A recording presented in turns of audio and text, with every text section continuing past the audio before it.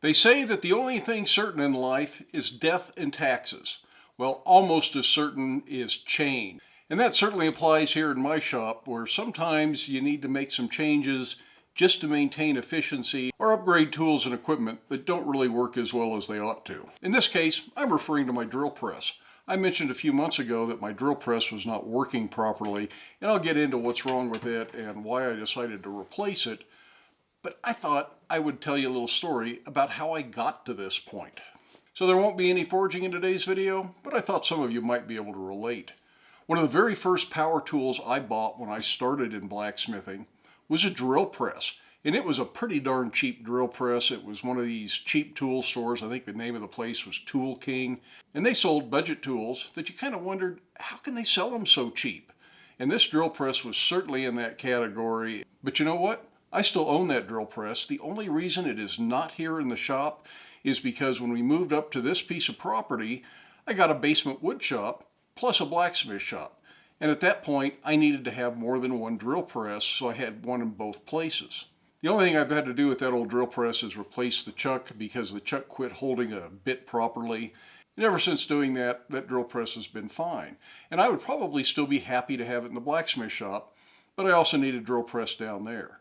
So some number of years ago, when a friend at work had a clousing drill press that he wanted to sell, I was eager to buy it. Now this thing had one known problem, and that is that it came with a choice of different motors. If you had three-phase power and had a three-phase motor on it, it had some sort of a switching system that could go from two different speed ranges in the three-phase motor. And the single-phase motors either came with a low-speed version or a higher-speed version.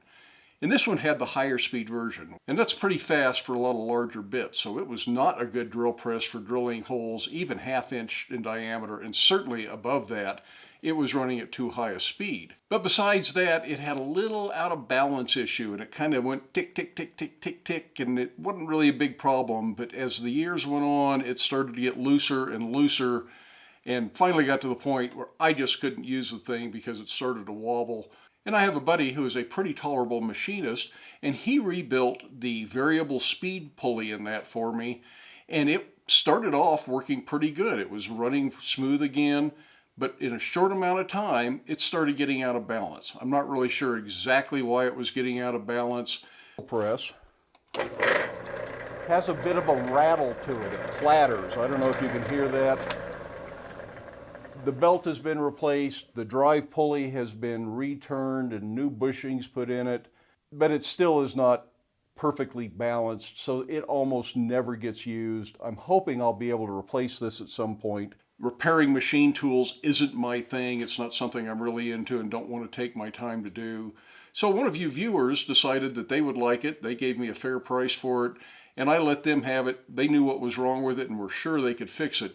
But that left me with my backup drill press, one that I had bought at about that same time from a government surplus auction. This is something online. They have pictures of this stuff. You put a bid in.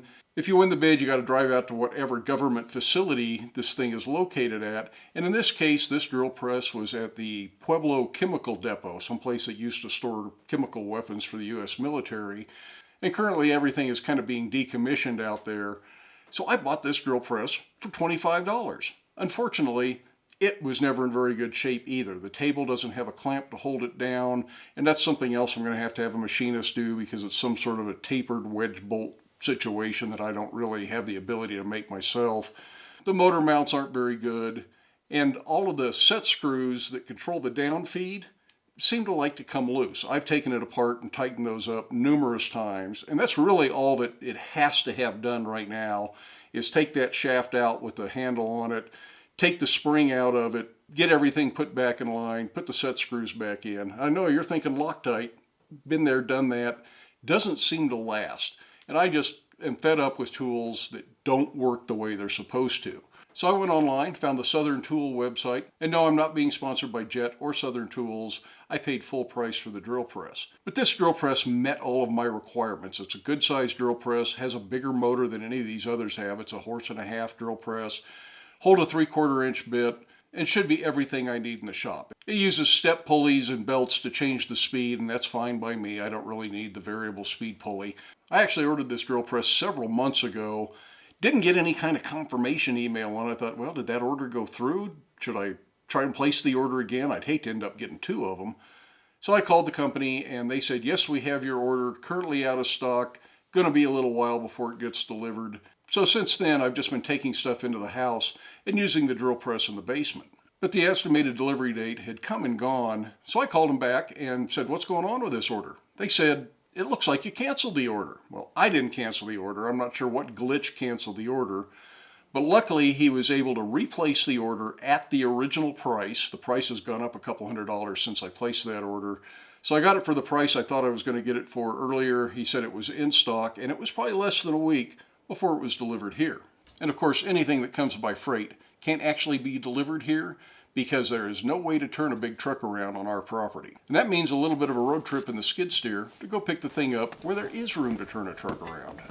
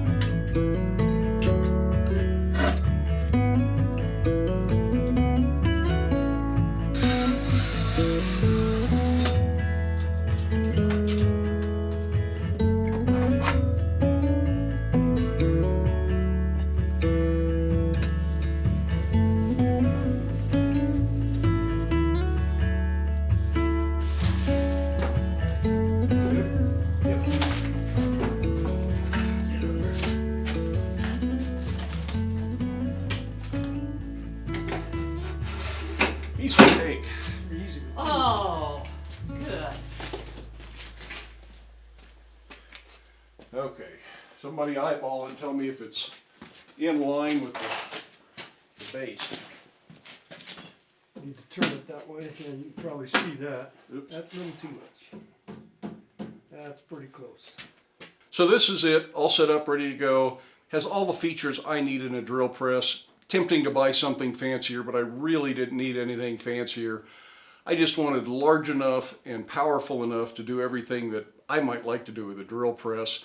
The little drill press was never quite up to some of the tasks, and I've actually gone to other people's shops to drill bigger holes in things. Things like when we built the hydraulic press, did that at someone else's shop because it had a whole bunch of 1-inch holes drilled to bolt everything together, and that drill press just isn't up to drilling a hole that big.